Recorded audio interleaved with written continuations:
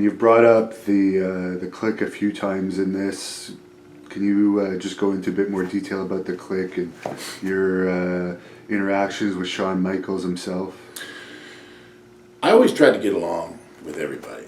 I remember hearing, even back then, they would say, I guess it was Chief Jay Strongbow that said, in this business you can either make money or make friends. Well, apparently I made a lot of friends because I didn't make no money.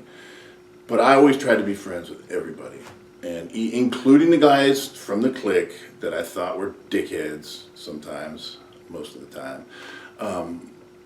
I thought they were arrogant.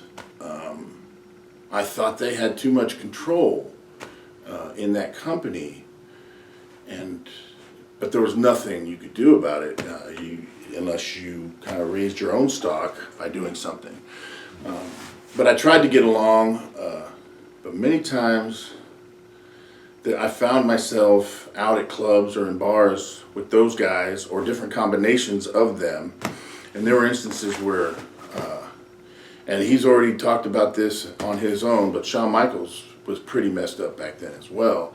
And there was times where I found myself babysitting him and Scott Hall sometimes and getting them out of bars because they were so messed up and into potential fight situations on a number of occasions. I was kind of like not the designated driver, even though I was that too. I was the least fucked up of the bunch, I guess, at that time when I would hang out with them. But I was also, if Kevin Nash wasn't around or some of those other guys, I was kind of like the bodyguard that I would just kind of hang around and make sure nobody messed with Shawn or Scott, or if Waltman was around. From time to time I would do that. Because I've heard Scott Hall himself say that Shawn didn't care that much about getting beat up, and he would actually try and be rude sometimes. Like, he wouldn't care about being rude, even if it was a situation he couldn't win. There was times where he, again, it was arrogance, and when he got messed up, it kind of got worse. I told the story about this time I can't remember where it was. Times I'm bad with dates and I'm bad with towns, but I remember we were at a bar, and I think it was like Washington somewhere, but anyway, Shawn was messed up, and it was just me, him, and I think Scott Hall was there, and I told this story, but there was a group of dudes in this bar, man, and they were pretty big, and they were drunk, we were all messed up, and Shawn was really messed up, and he started talking shit to them, and they didn't like it. I think he was saying something like they weren't going to get laid because we were there. Basically, the wrestlers were there and they didn't have a chance. And these guys were pissed. But what ended up happening is they wanted to fight. They really wanted to fight.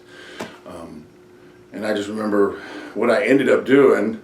The biggest one, I grabbed him by his ears and I kissed him on the lips. This big drunk dude in a bar. I grabbed him and I kissed him on the lips and stunned him basically long enough for me to grab Shawn and get us out of there, because there was a big group of them. There was a bunch of them. There was probably like 6 of them. And they didn't know quite what to do when I did that, but it worked, and I didn't have to get in a fight.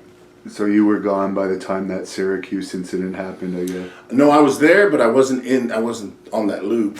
Oh, okay. I remember sitting with Shawn and Kevin Nash afterwards and telling Shawn, well, if I was there, that shit wouldn't have happened.